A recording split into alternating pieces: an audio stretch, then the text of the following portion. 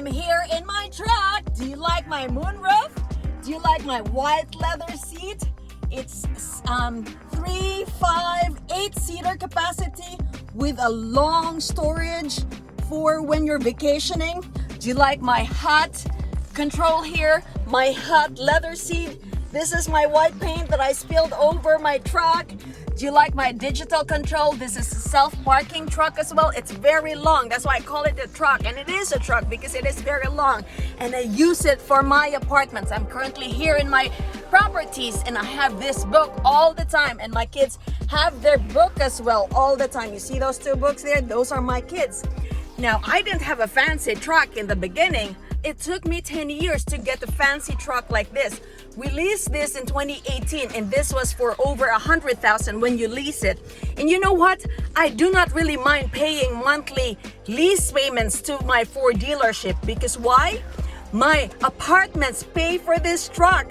So what if your fancy truck what if you could trade that fancy truck for apartments unit? Would you? Would you in the beginning? Would you? And you would have your apartments and you would have that fancy truck as well.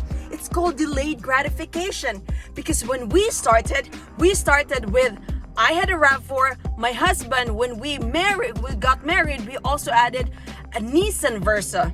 His car when he was a medical student and a resident was an old Toyota Camry. He bought it secondhand. So then when we got married, we gave that car, that old Camry, Toyota Camry to my brother, and we bought Nissan Versa, which was 10,000 in 2009. Can you imagine? We didn't have this fancy truck for over 100,000, but we had 10,000 worth of a car. So what if I could tell you that this fancy truck, in the beginning, you can trade this for apartment units. And when you have apartment units, your apartment units will buy you this fancy truck with moonlight, with self-parking, self-capability to park, with self-driving, hot steering wheel, hot leather seat, massaging chair. You will have this. What we did in the beginning was we put our money, we get it to work harder for us. So we invested our money into our personal development, and when we had more knowledge, when I had more knowledge, we deployed it in apartments. We bought several apartments to now we have over 70 apartment units. And now when you start out, don't worry, you don't have to start what I did, which is buy one single family home at a time. You can buy a lot of big apartment complexes. When you draft with me, we can buy with my group of team members, we can buy these big apartment complexes, 200, 300 apartment units.